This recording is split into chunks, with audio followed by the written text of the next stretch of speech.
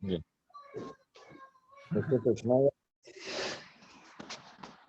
Nosotros comenzamos a hablar la semana pasada sobre lo que es la comparación que aparece en la Gemara, en el Talmud, que nos dice que es más difícil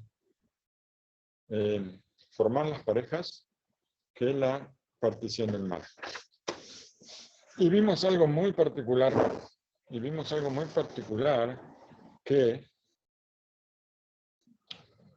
en las parejas, en lo que es el matrimonio, está escrito, nuestros sabios dijeron, y así dijo Rabbi Akiva, que el hombre y la mujer, Ish ve Isha, cuando tienen mérito, la divinidad está entre ellos, y no tienen mérito, el fuego, lo aleno, el fuego se los va a devorar.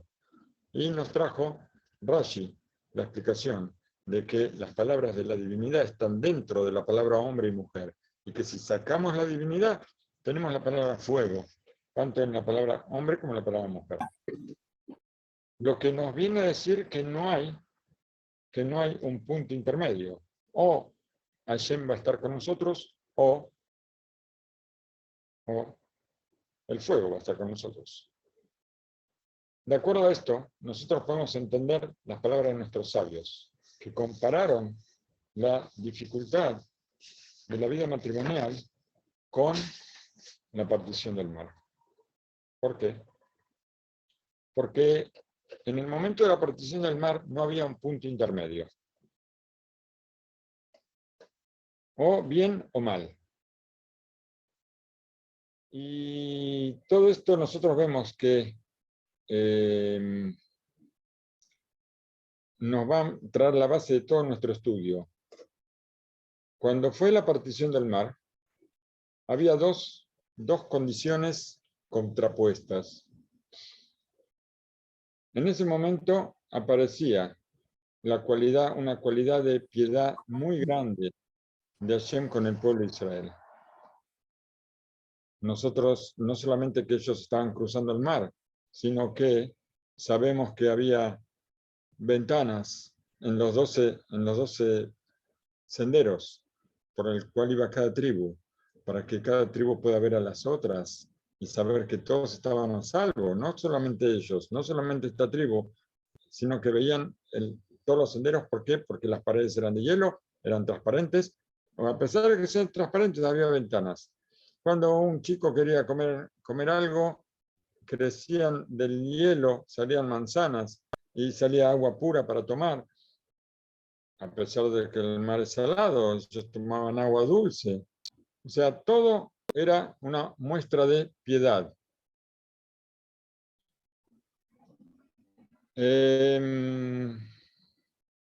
Por otra parte, había una contraposición con lo que es la cualidad de sufrimiento para los egipcios.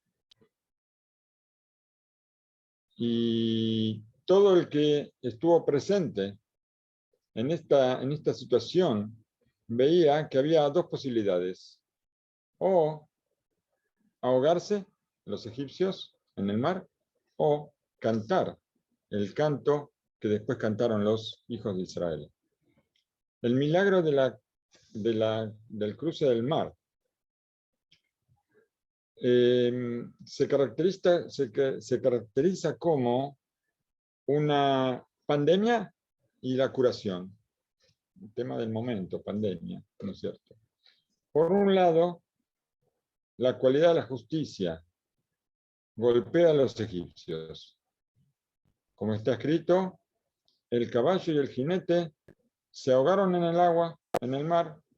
Akadosh Baruj Hu les paga a los egipcios tal cual y de acuerdo a lo que ellos hicieron, medida por medida, ojo por ojo, por todo lo que ellos provocaron, el daño que ellos provocaron a los hijos de Israel. Y este pago fue a cada egipcio de acuerdo a su maldad. Por otra parte, en ese mismo acontecimiento de la partición del mar, hubo una revelación de luz muy grande, revelación de la cualidad de la piedad, una cualidad inmensa para el pueblo de Israel. Esta luz que podía ver cualquier yudí podía ver esta luz, el yudí más simple veía la revelación divina, al tal punto que nuestros sabios hicieron una comparación extrema a lo que es esto, diciendo que vio la sirvienta sobre el mar lo que no pudo ver el profeta Yehezkel ben Buzi, hijo de Buzi. No había sirvientas en el mar, nadie tenía sirvientas, pero esto nos sirve para entender cómo cualquier persona pudo llegar a ver la revelación divina. A pesar de que todos habían sido esclavos en Egipto, pero Hashem los levantó todos a una categoría muy especial. En ese momento hubo una elevación enorme en el pueblo de Israel. Toda la congregación de Israel se convirtió en profetas, todos fueron profetas, hasta que ellos pudieron señalar con el dedo, ahí está Hashem, sé que él vean veo. Inclusive, está escrito en el Midrash, algo asombroso, inclusive los bebés que todavía no habían nacido, desde la panza de la madre, ellos cantaron la canción del mar. Frente a esto, encontramos el polo opuesto, lo que está detrás de la nube, digamos, lo que pasaba con la cualidad de la justicia, una cualidad de justicia muy, pero firme y terrible. Miles de personas estaban atrapadas con sus propios caballos o sus carretas, y ellos se hundieron en el mar como está escrito, como la paja, como la piedra y como el plomo. ¿Qué significa esto? Escuché una vez de Rav Shlomo Levinstein que él dijo que había tres clases de egipcios, se puede decir. Estaban los malvados, los que hicieron mucho mal a sus esclavos. Y estaban unos que eran intermedios y había otros que eran tzadikim. Tzadikim, si se puede decir que eran justos los egipcios, no sé si se puede decir así, pero había esclavos, había egipcios tzadikim. Entonces los tzadikim caían al mar, se ahogaban en el mar como el plomo. Como el plomo, ¿qué quiere decir? Que el plomo cae rapidísimo y se ahogaban. Los intermedios eran como una piedra, que a veces la piedra un poco el mar la puede levantar, se termina hundiendo, por supuesto, pero un poco más lento que el plomo. Pero estaban los egipcios malvados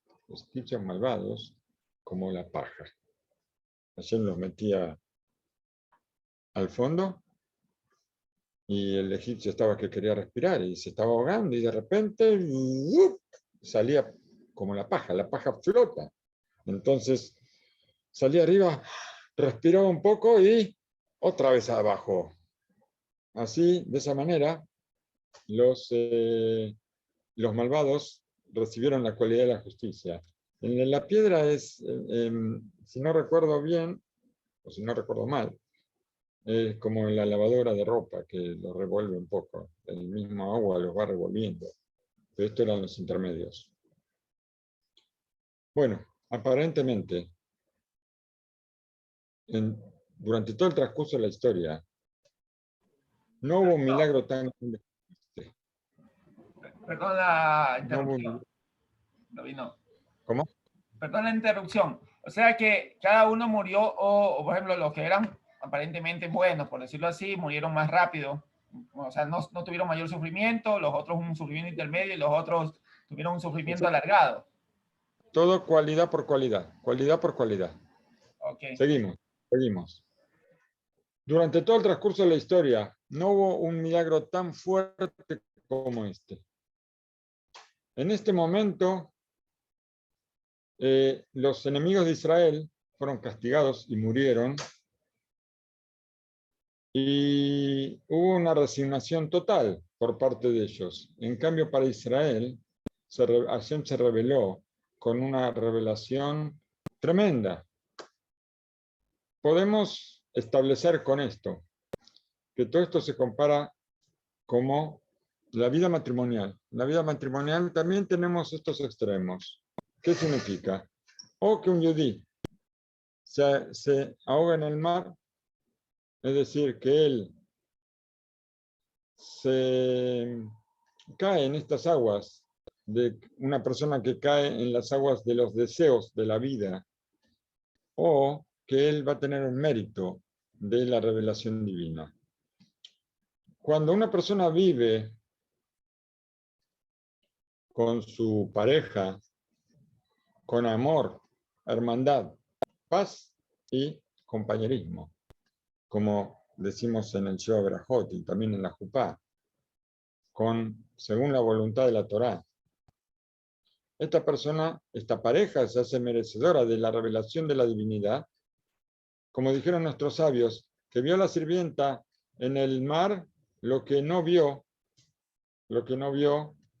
el profeta Ezequiel. Esto aparece en el Midrash. De acá nosotros estudiamos o aprendemos que hay situaciones que en las que nos cobijamos bajo la sombra de Hashem, y como decir que no estamos obligados a estar en una cualidad tan alta para poder sentir y para poder recibir la revelación de la divinidad. Esto no es para personas especiales, esto es para todos, para todos. Si decimos que la sirvienta vio lo que no vio el profeta, quiere decir que todos estamos en condiciones de tener el mérito de esta revelación divina. Frente a esto, si nosotros no tenemos mérito, lo aleno, y nosotros pensamos que podemos ser personas elevadas en otros terrenos, todo tiempo que nosotros no vivimos en nuestra casa, según la voluntad de la Torá, dicen nuestros sabios que estamos ante una supervisión continua, y toda nuestra sabiduría que querramos tener, toda la Torá que pretendamos tener, o todo el servicio que nosotros querramos hacer a Hashem, esto no va a servir, no va a tener ningún propósito, porque nosotros estamos, cuando nosotros no vivimos nuestra vida matrimonial como debemos vivirla, no somos una persona. Así dijeron nuestros sabios, no tenemos Torá, no tenemos simjá, alegría, no tenemos tobá, no tenemos bien, no tenemos berajá, no tenemos bendición, no tenemos jomá, no tenemos una muralla, y no tenemos shalom. Una muralla supongo que se debe referir a algo que contenga nuestros deseos materiales, vamos a decir. ¿Por qué? Porque cuando estamos en el ambiente de nuestra casa y estamos con nuestra pareja, estamos de acuerdo a la voluntad de la Torá, estamos en una situación donde tenemos todo lo que necesitamos y no necesitamos salir a buscar nada del mundo material. Todas las categorías grandes, todas las virtudes en las cuales nosotros podemos tener el mérito de tener en nuestra casa, todo esto desaparece cuando la paz del hogar no está en su lugar. Puede ser que un hombre tenga a su esposa la esposa tenga a su marido, pero falta la finalidad espiritual. Y esto, esta finalidad donde los dos son socios y ellos no están llegando, a ver, Eno, Magia, Levet, Shel, Otodam, cuando no está la finalidad espiritual, cuando no está el camino a la Torá, falta lo principal en esta casa, porque la paz del hogar se transforma y provoca todo esto de que falte todas las cosas que nosotros podemos merecer cuando estamos en el camino. Esta vida matrimonial, que es como la partición del mar, tiene dos extremos muy alejados uno de otro. O nosotros vemos la divinidad, como decimos en la partición del mar, ahí está nuestro Dios y lo señalamos, y esto nos trae todas las bendiciones buenas, y con esto construimos nuestro santuario, nuestro Bet HaMikdash en la casa, como dijeron nuestros sabios.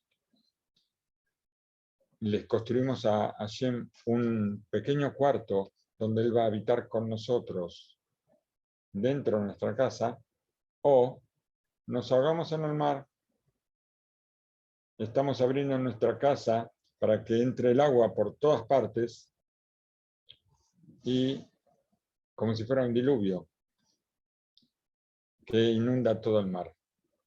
No existe camino intermedio. Esto es lo que tenemos que entender. ¡Qué maravilla! ¡Qué maravilla! Las dulces palabras de nuestros sabios, que ellos trajeron una palabra especial. Está escrito en el Teilim, en los Salmos, en el número 68. Habla de Hoshrut. A ver, dijeron nuestros sabios sobre el versículo de Teilim: Elohim Moshiv Yehidim Betá, Hashem pone a los solitarios en una casa, Motzi Asirim, y libera a los presos de sus ataduras. La palabra Behoshrut, que es las ataduras, nuestros sabios la separaban en dos palabras: Beji, Beshirot, llanto y canto. Y esto se dijo sobre la partición del mar, que los egipcios lloraron, Israel cantaron, y tal vez ellos estaban apresados, así dice el Midrash. ¿Por qué? Porque estaban esclavos en Egipto, ¿no es cierto? Se los liberó de sus ataduras. Be'enol sibugo sheladam motzia sirim bechoshrim. Dice, y lo mismo pasa con las parejas de las personas. Hashem los libera de las ataduras. Ellos, Hashem los saca por la fuerza de las ataduras y le da la posibilidad de que lloren o canten. Si ellos tienen méritos, van a cantar y festejar. Y si ellos no lo tienen, no, van a llorar. De acá se entiende que nosotros estamos en el momento de la boda, estamos como si estuviéramos presos. Como está dicho que Hashem saca a los presos y los pone en parejas. ¿Y qué significa esto? Que ninguna persona sabe qué le espera. Se casa y no sabe lo que le espera. ¿Por qué? Porque antes de casarse todo parece rosas, ¿no es cierto? ¿Y qué le espera para el futuro? ¿Y qué decretó Hashem sobre esta persona?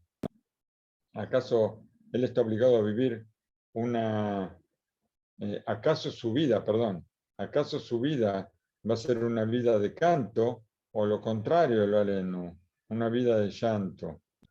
Todo esto, nos muestra que, a ver, ¿qué nos muestra? Nos muestra que, bueno, primero que todo lo que decimos hasta ahora tiene una razón de ser muy grande y que en la vida matrimonial tenemos la esperanza, por un lado, de, de una revelación, de una felicidad tan grande, y también tenemos un peligro. Nosotros podemos encontrarnos en una situación extrema, tal cual como en la partición del mar, y dos situaciones que están muy lejanas una de otra, pero los sabios nos dan la fórmula para que todo lo nuestro sea canto y no otra cosa.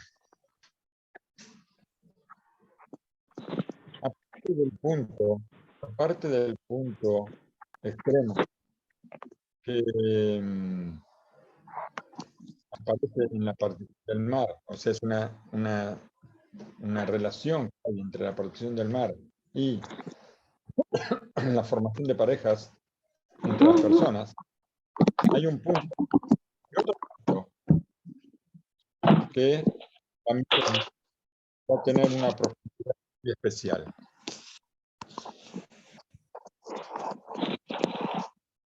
¿Cuál es el punto? Para esto vamos a traer una pequeña introducción sobre el tema de la partición del mar. Algo que tal vez tenga una profundidad grande, digno de estudiar este tema. El destierro de Egipto termina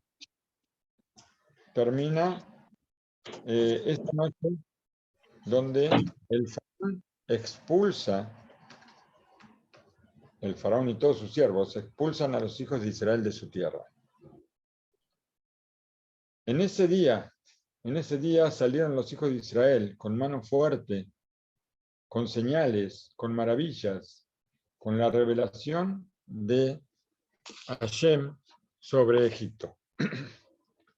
Es digno pensar qué agrega a nuestra fe el saber sobre, o sea, el conocer la partición del mar y todo lo que pasó ahí. Porque aparentemente, con la salida de Egipto, nosotros ya somos libres. Entonces, ¿qué nos agrega la partición del mar? No podemos decir que la finalidad de la partición del mar sea la desaparición de todo el pueblo egipcio. No podemos decir que esa sea la finalidad, que sea la única finalidad. ¿Por qué? Por un lado, sí tiene cierta finalidad. ¿Por qué? Porque de repente, cuando el pueblo de Israel sale de Egipto, ellos piensan que ahora son libres y de pronto ven que tienen a los egipcios otra vez atrás y que delante tienen el mar, a los costados tienen el desierto y no tienen salida. Por un lado, la muerte de los egipcios es una prueba de que ahora sí son libres. Pero, por supuesto, la mano de Hashem no es corta para hacerlo de otra forma. ¿Por qué? ¿Por qué hace falta la partición del mar? Vamos a ver. Y de la manera que ellos... hay una cosa acá maravillosa que hoy estaba viendo, con quien me ayudó a preparar la clase, que acá hay una cosa sorprendente. Yo nunca había escuchado esto. ¿Por qué nosotros sabemos que la partición de Egipto tiene una finalidad muy especial? Lo encontramos esto porque los hijos de Israel, ellos no... la partición del mar no fue lo que mostró la continuación de su camino, por el hecho de que ellos entraron y salieron del mar por el mismo lado. Esto nunca lo escuché, nunca. Y por eso es digno entender el motivo de la partición del mar. Si ellos entraron y salieron por el mismo lugar, ¿para qué la partición del mar? ¿Alguien había escuchado algo así? No, Raf. O sea, es novedad para todos. Entonces Sí, yo no había escuchado. voy a tener que... ¿Quién la había escuchado? No. No habían escuchado. Bueno, entonces vamos a tener que buscar después eso lo vamos a hacer como tarea para el hogar, buscar entre los comentaristas en el Parashat Beshalach, a ver qué pasó ahí. Bueno, de las palabras de nuestros sabios, nosotros vemos que el milagro que sucedió en la orilla del mar, el día que nosotros festejamos, el séptimo día de Pesaj, se asocia con la salida de Egipto y nos muestra como si fuera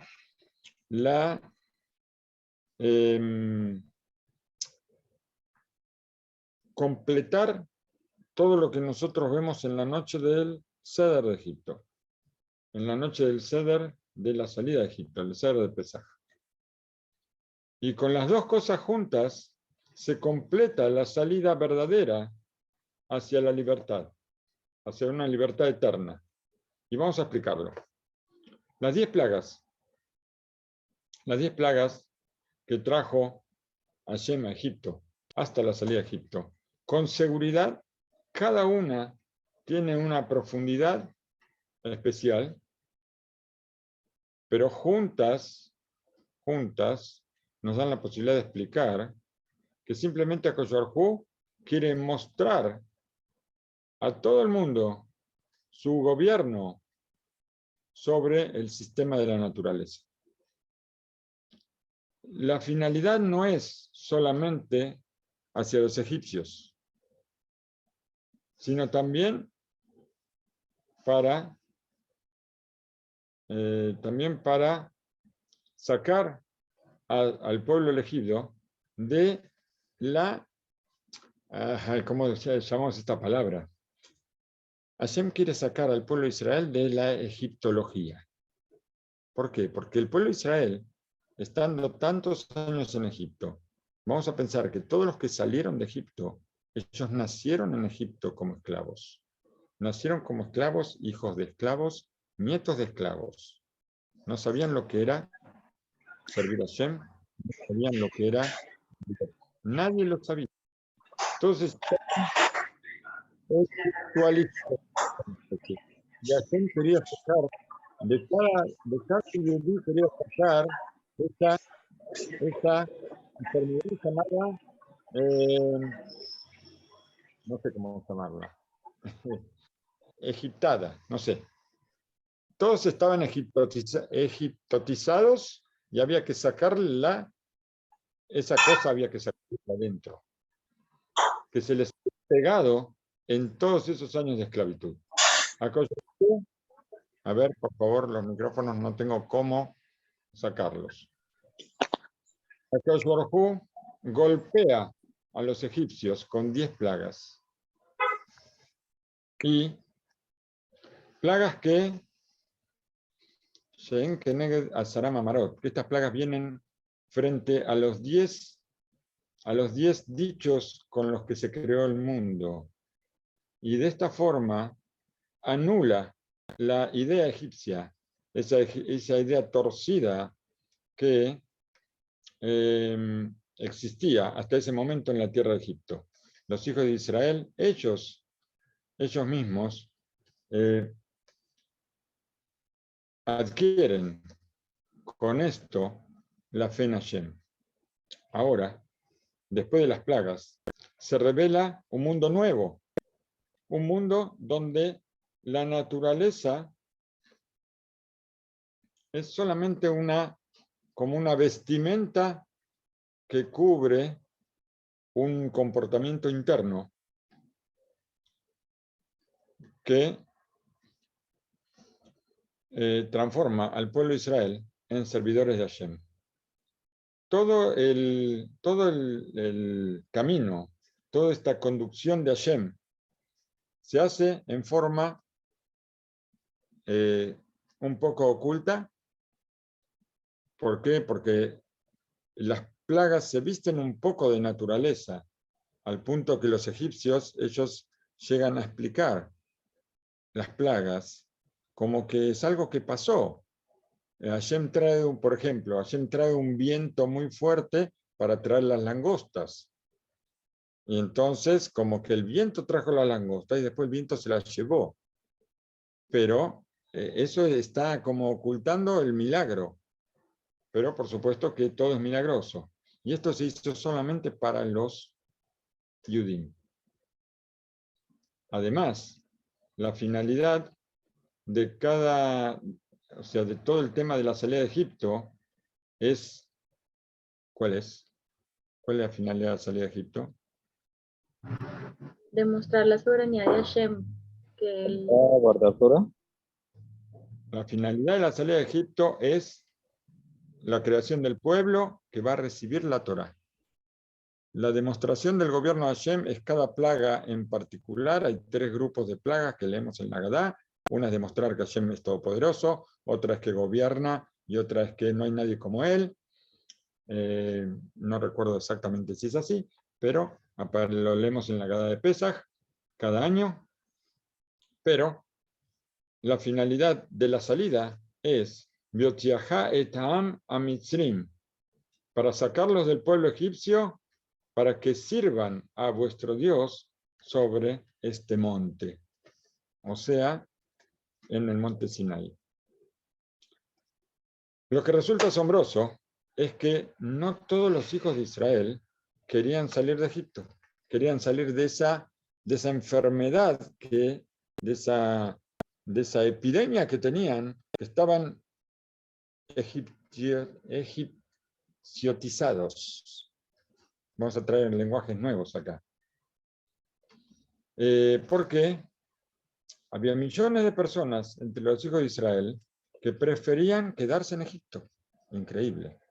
Después de haber visto las 10 plagas, así como los egipcios explicaban las plagas, parece que muchos judíos también explicaban las plagas. En el Midrash Tanjumá explicaron nuestros sabios el versículo. Hay un versículo que dice: Behamushim alu bene Israel meres Misraim.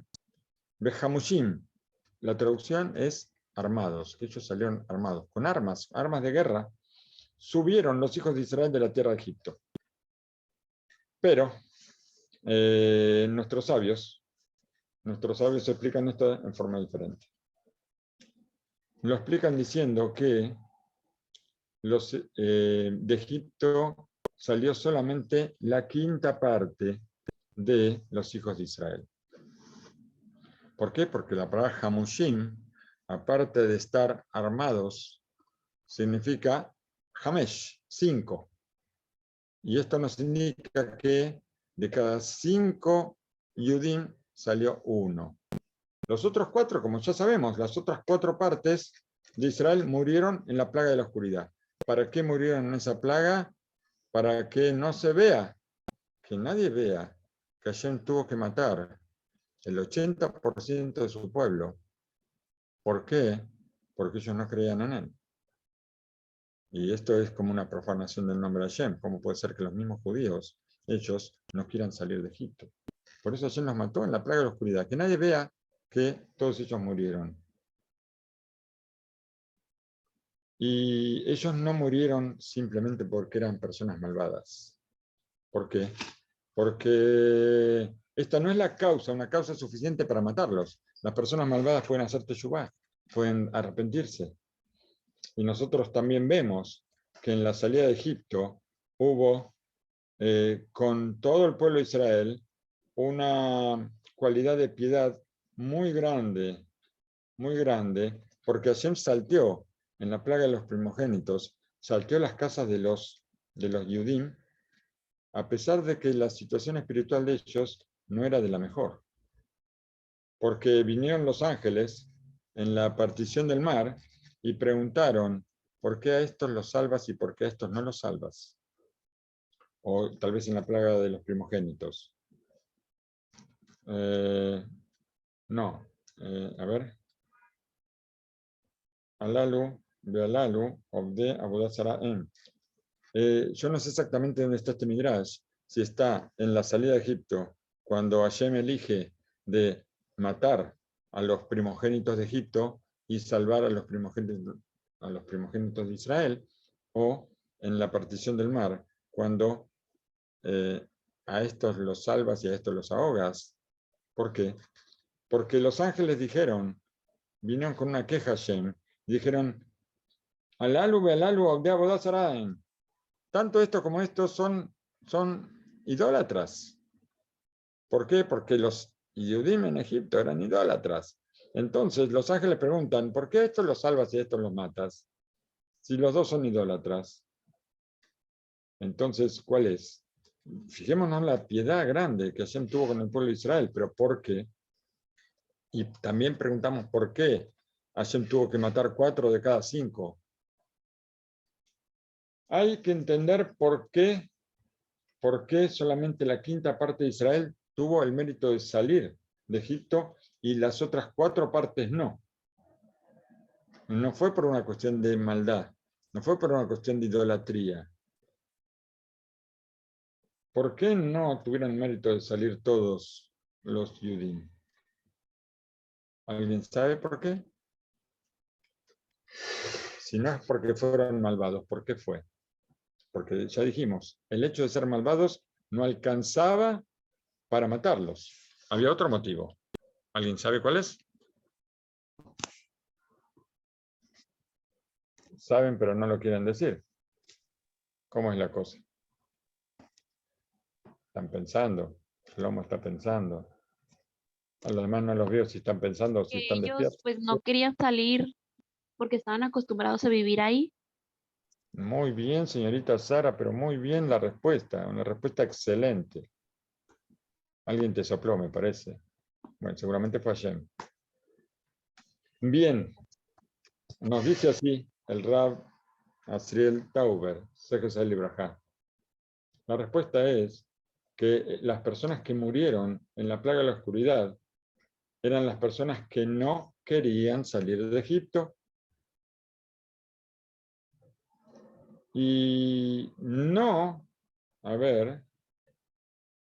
no quiere decir que eran tontos y que no entendían qué significaba la salvación, sino que ellos no creyeron que estaban preparados para salir. Ellos no creyeron tener la fuerza para salir de los 49 grados de impureza en que estaban ahí en la impureza de Misraim. Quiere decir que la egipciotomía que tenían no les permitía pensar en otra cosa.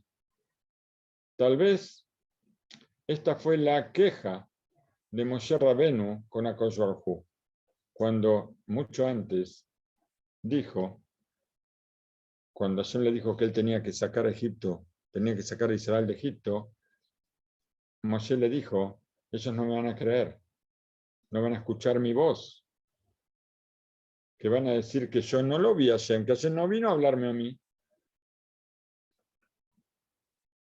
Quiere decir que ellos no creyeron que estaban dignos de salir. Y tampoco creyeron que el Rey de Reyes, Akadosh Baruj Hu, quería el bien de ellos y que los venía a visitar para honrarlos. Esta fue la consecuencia de todo lo que Egipto metió en cada uno de nosotros, que se nos pegó como una pandemia en esos años de esclavitud. Este pensamiento que es un pensamiento un poco de renegación, ¿no es cierto? O sea, renegar a Hashem, que es el pensamiento del egipcio, no el pensamiento del yudí. Esto tiene que ver un poco con lo que nosotros decimos, cogí Beotzim Yadí, como que yo las cosas las hago por mi fuerza y no por la fuerza de Hashem. Akadosh Baruj Hu, Hasu Shalom, él no está, no viene a supervisar a los que están fuera, a los que no quieren saber nada con Hashem, o al que, a ver, ki lo raui lo la sok beinanim. Al que piensa que hace las cosas por sí mismo, a Kadosh Baruj Hu no lo tiene que supervisar. ¿Por qué? Porque no es digno para Hashem ocuparse de los asuntos de estas personas.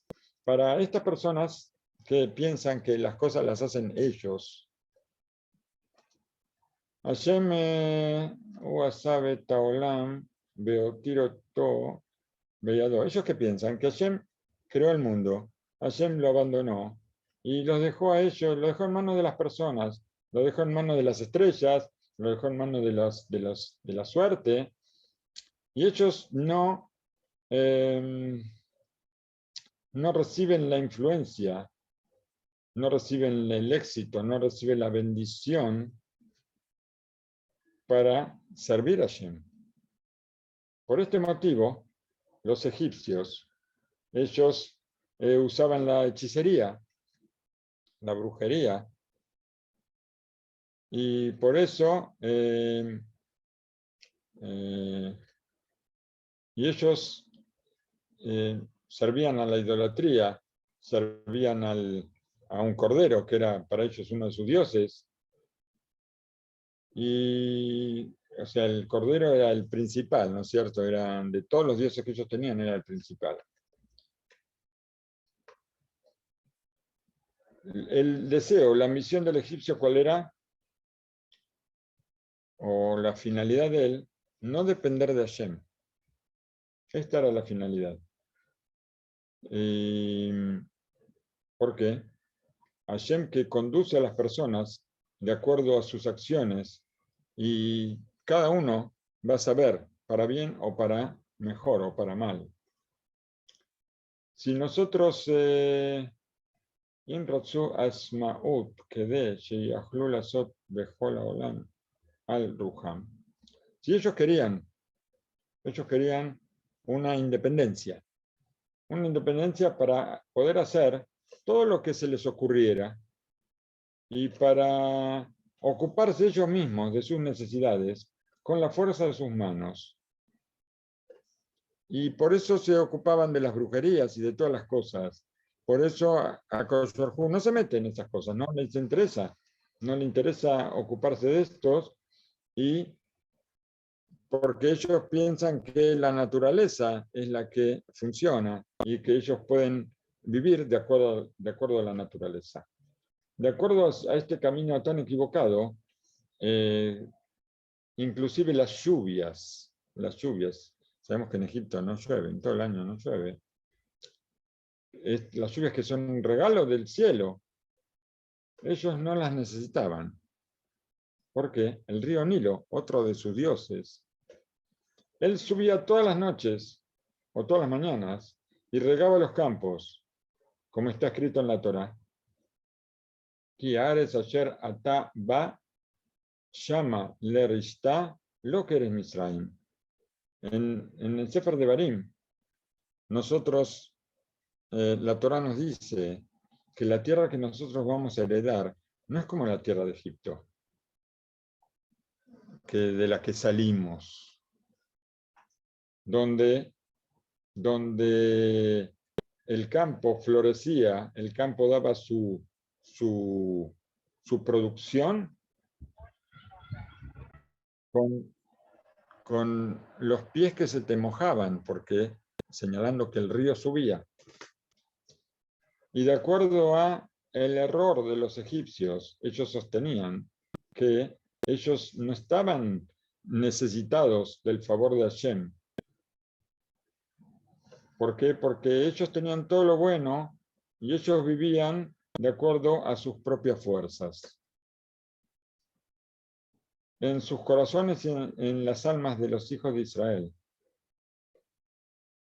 que los que estuvieron en Egipto durante un tiempo tan largo y con una opresión terrible, todo este pensamiento equivocado se metió en sus corazones hasta el punto de decir, hasta el punto que los ángeles llegaron a decir, tanto estos como estos son idólatras. ¿Cuál es la diferencia entre ellos dos? Y por eso muchos de los hijos de Israel no querían salir. No estaban preparados, como diciendo, a abandonar una seguridad, la seguridad que tenían en Egipto, una seguridad muy tonta, ¿no es cierto? Seguridad de que estar esclavos toda la vida. No es una seguridad lógica, pero era la seguridad que ellos tenían. Y ellos estaban dispuestos a seguir siendo esclavos del pueblo egipcio y apoyarse antes que apoyarse en Hashem, ¿lo aleno? Que los quería llevar al desierto. Pero ahora vamos a ver por qué. Porque ellos no querían salir. También después de Akashwarhu, trae las palabras de profecía para decirnos a través de Moshe Rabenu, su pastor fiel, que llegó el momento en que ahora van a ser libres y que van a abandonar Egipto. Ya dijimos, 4/5, 4 partes de 5 del pueblo de Israel no quisieron salir. Ellos y Elumetu Bemakat Hoshek, y ellos murieron en la plaga de la oscuridad, como dijimos, y no sirvió para ellos los milagros, las maravillas que ellos vieron. Ya habían pasado 8 plagas, porque la oscuridad fue la 9ª, ¿no es cierto? Pasaron 8 plagas, donde ellos, una tras otra, ellos vieron con exactitud, una exactitud maravillosa y asombrosa, pero cada plaga, lo que Moshe Rabenu prevenía al faraón que iba a pasar. Y esto muestra que esta enfermedad que tenían, que se habían hecho como egipcios, esto era una enfermedad muy fuerte, que no la podían sacar. Para poder entender un poco más sobre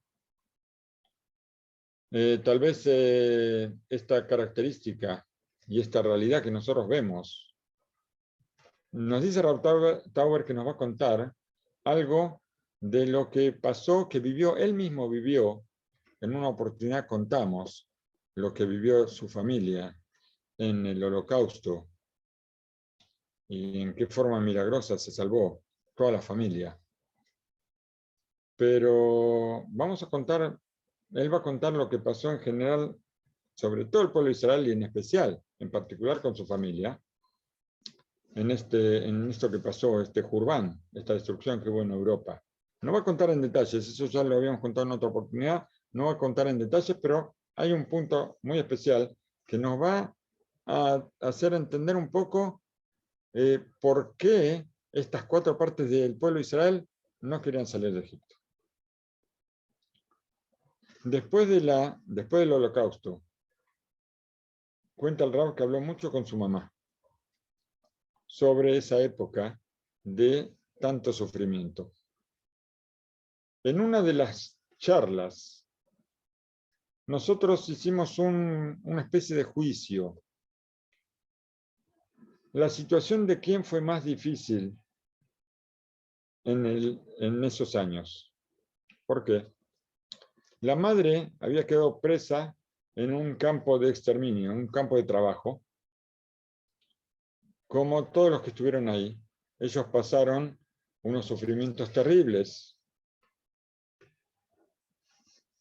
Por otra parte, el resto de la familia había conseguido esconderse de los alemanes durante todo un tiempo larguísimo, hasta que terminó la guerra, pero ellos pasaban de un sótano a una terraza, a un altillo, a un cuarto escondido, pasaban de un lado a otro todo el tiempo, y cada día ellos estaban en un lugar diferente y tenían que ir de un lugar a otro, como si fueran ratones que se esconden todo el tiempo. Cuenta el Rab, yo le decía a mi mamá que a pesar de la dificultad tremenda, del sufrimiento indescriptible que ella pasó en el campo de concentración, había, a pesar de todo, había un programa ordenado, vamos a decir. A la mañana se levantaban, iban a trabajar, a la noche recibían una porción mínima de comida y muy desagradable. Alguien se preocupaba por ellos. ¿Para qué? Para que puedan seguir trabajando. O sea, alguien se ocupaba de ellos, alguien los contaba todos los días a ver si no faltaba ninguno. Y había una relación. Alguien los volteaba, alguien les pegaba. Pero, de todas maneras, alguien pensaba en ellos. Y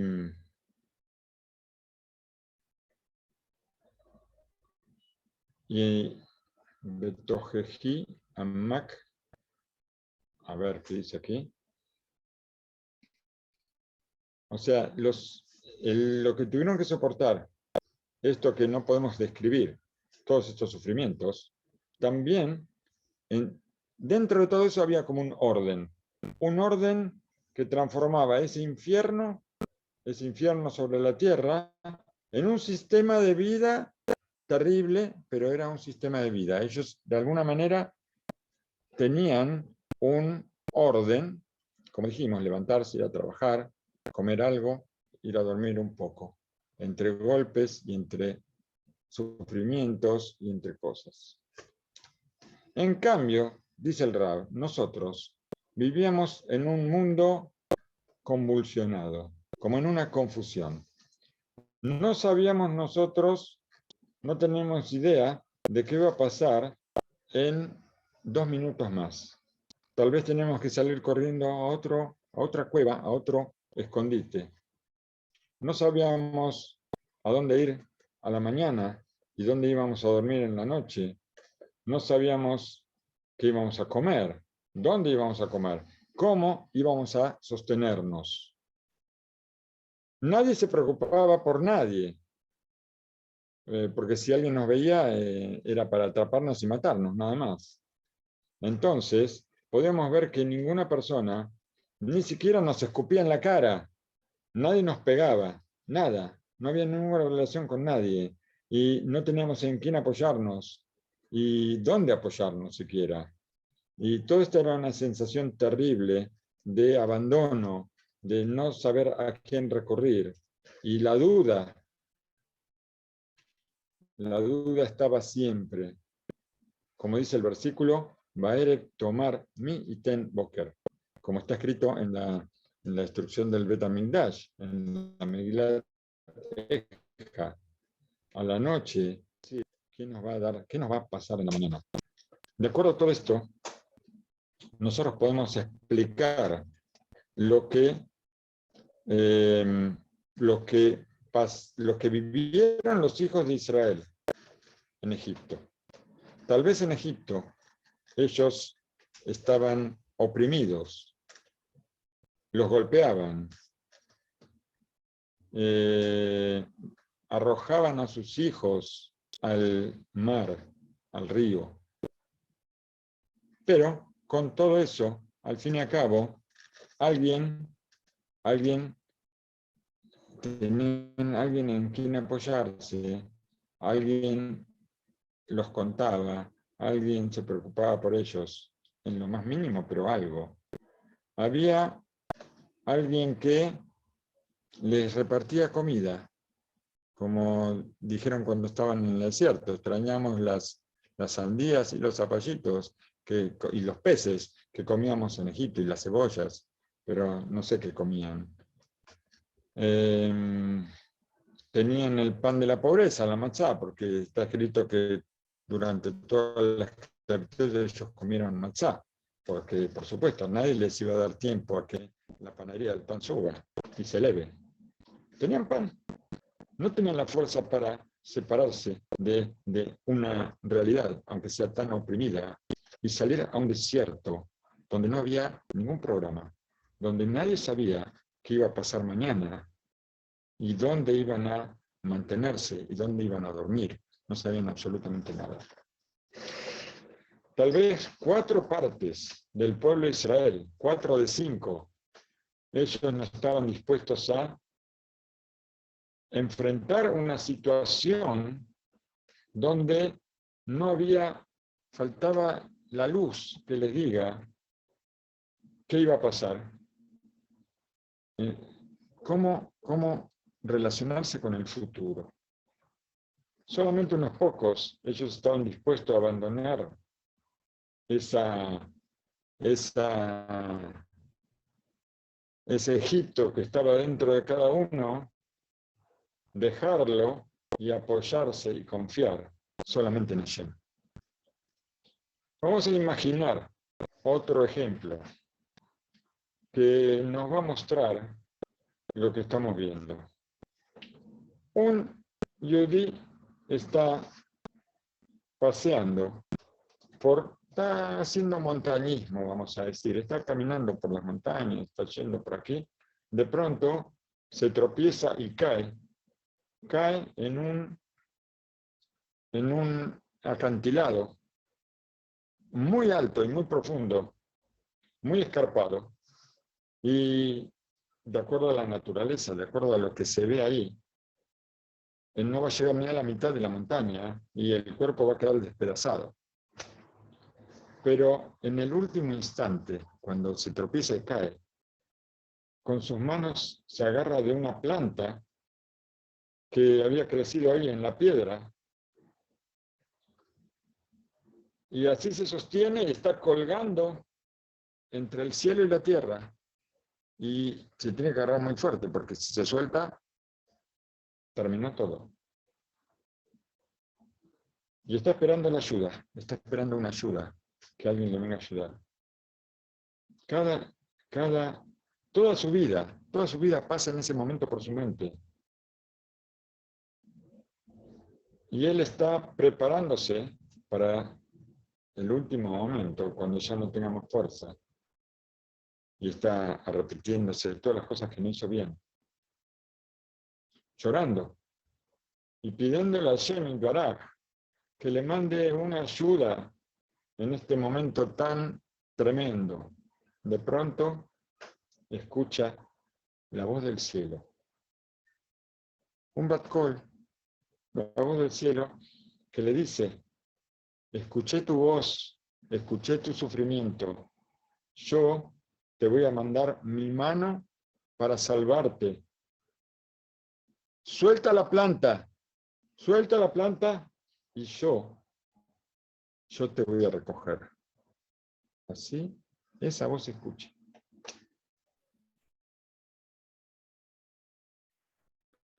La pregunta, ¿cuál es?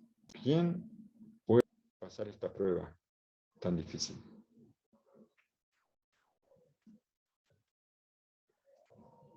Lanzarse sobre la mano de Hashem sin apoyarse en nadie. Lanzarse en la mano de Hashem, soltarse de la planta y dejar que Hashem lo agarre. Esta era la prueba de los hijos de Israel en Egipto. Solamente la quinta parte consiguió pasar esa prueba. Ellos estaban dispuestos a caer en la mano de Hashem. Las otras 4 partes se quedaron en Egipto. Prefirieron quedarse ahí, trabajando con la esclavitud, con la opresión. Tal vez en Egipto ellos trabajaban como indescriptible la forma en que trabajaban, pero sacarlos de esa situación hacia donde ellos no sabían era mucho más difícil. Como dicen, prefiero malo conocido que bueno por conocer, ¿no es cierto? Así decimos. En la práctica, también esta quinta parte que tuvo el mérito de salir de Egipto pasaron una prueba muy difícil. Muy difícil, ¿por qué? Porque toda esta es la finalidad para poder desconectarse completamente del aire de Egipto, de ese aire tan dura que estaba metida dentro de los cuerpos y de las almas de todos los Yudim. Para esto, Akadosh Baruj Hu le ordena a los hijos de Israel degollar al dios de los egipcios, que era el corderito, este corderito. Asarlo a la vista de los egipcios. Fueron ordenados también a atraparlos 5 días antes, para que los egipcios pregunten, ¿para qué atraparon a mi Dios? Y ya, para degollarlo y comerlo asado. Y los egipcios se chasqueaban los dientes, no podían ni decir nada a los Yudim cuando decían esto. Todo esto a la vista de todos ellos. ¿Para qué? Para mostrar cómo destruían a sus dioses. Y con esta decisión tan fuerte, ellos plantaron la fe en Hashem y rechazaron, expulsaron la creencia de los egipcios, en ellos, que estaba en ellos mismos. Y ahora ellos podían estar seguros, apoyarse solamente en el favor de Hashem. Ellos sabían que Hashem creó el mundo, que Hashem los conducía a todas las creaciones, y que Él hizo, hace y hará todas las cosas. Impresionante todo esto, para pensar, por supuesto, y para seguir, porque no termina aquí, pero por hoy terminamos.